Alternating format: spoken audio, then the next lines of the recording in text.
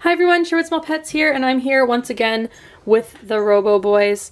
For any of you that have said that, you're kind of tired of them, I would say sorry, but I mean, it's 4 hamsters running around living together, and I'm not tired of them, so I'm gonna keep filming them. Anywho, today we are going to be chit-chatting about where to splurge on hamster items and where to save.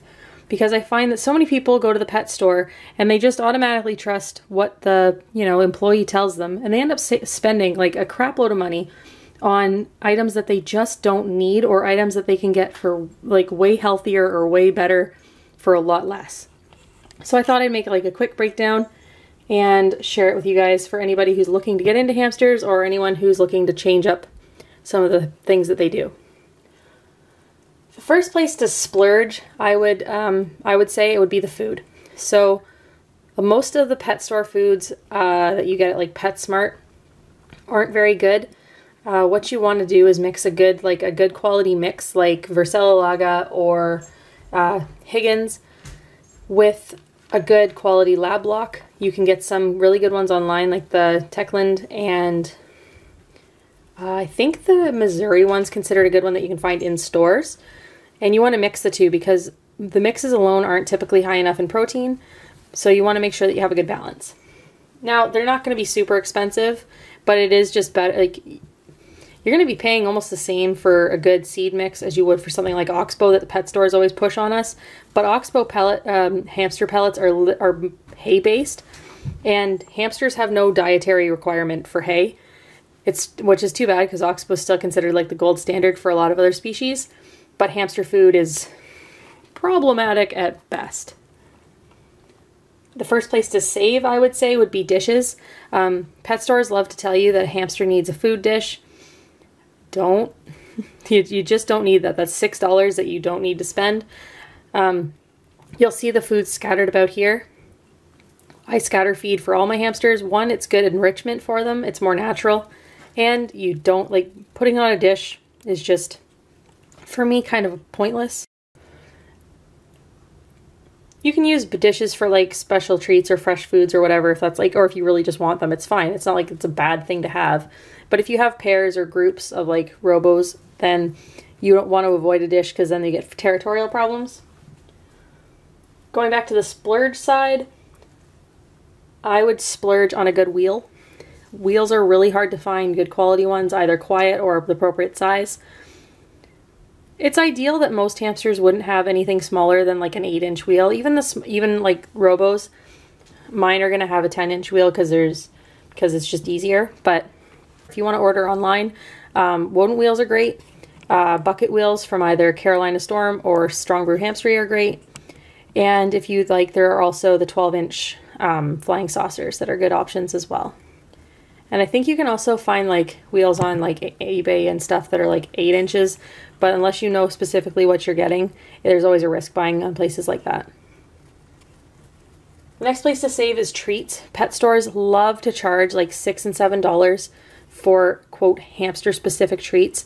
And honestly, most of the time they're not that great. I mean, there's nothing always like detrimentally dangerous about them, but you can save so much money by just going to the baby aisle in Walmart, getting Gerber puffs, going to the bulk bar and getting like different kinds of nuts like walnuts, sunflower seeds, fresh foods of yours like scrambled eggs, that kind of stuff. You can get a lot of the snacks that you wouldn't necessarily think are aimed towards pets make great hamster treats, and they're way cheaper and more nutritionally sound. Over on the save section, again, we have, back on the splurge side, we have bedding. Now, bedding, this isn't really necessarily a splurge financially. However, it's more effort to get. So what these guys are on right now is a mix between crinkle paper and what's called Uber bedding. Now, Uber bedding is dust-free, it's extremely soft, and it holds the shape of tunnels. So it's great for all hamsters, but dwarfs especially, it's great for burrowing. You can get it, I think global pet stores can order it, but there's also, you can find like independent sellers online that have it. It's really great. It doesn't come in a lot of color selection, but it's just a really great bedding. It's way better and it is cheaper than Carefresh. So like I say, it's not really a splurge in terms of money, but it is just more work to find, but it's totally worth it. If you can't get Uber, I would recommend getting Oxbow. You can get that from Walmart sometimes, Global Pets sometimes has it, and the Bulk Barn, oddly enough. That's another thing that's a lot cheaper than Carefresh, and it's also way less dusty. Carefresh is really, really expensive. However, it seems to be what gets pushed the most. And in terms of shavings, if you must use a shaving, go with Aspen. I've used it. There's nothing wrong with it. It's more expensive than Pine, but Pine's just not worth the risk. We go back over to the saving. Probably the biggest area to save is your cage. People spend hundreds of dollars on the crappy critter trails that you see at PetSmart because they get told that they're perfect for their natural tunneling instincts and all that BS. They're not. They're what you need. Even if you have 15 critter trails all hooked up together, it's not the appropriate type of setup for them. You want a minimum of 450 square inches of unbroken floor space. So I'll give you an example. This bin that these guys are in, which is their middle stage, is exactly 450 square inches. Okay, so they'll be moving up to something that's 660, I think is what the 40 gallon is. And they're coming up from something that was 360. So it's important to do like slow, gradual upgrades. But yeah, this is a bin. You can make a bin cage for around $40 to $50. Or my favorite recommendation is finding a used cage or a used tank on Kijiji. People worry that they're heavy, but there's really no need unless you're moving the tank to a different location that you'll really need to pick them up. It's not like you need to pick them up to dump out the shavings, because doing a full cage clean is not something that you're going to be doing regularly, and when you do that, you just get a dustpan and scoop it. It's a very economically sound investment. They look great, and you can get massive cages or tanks for really good deals. So save your money there and don't waste it.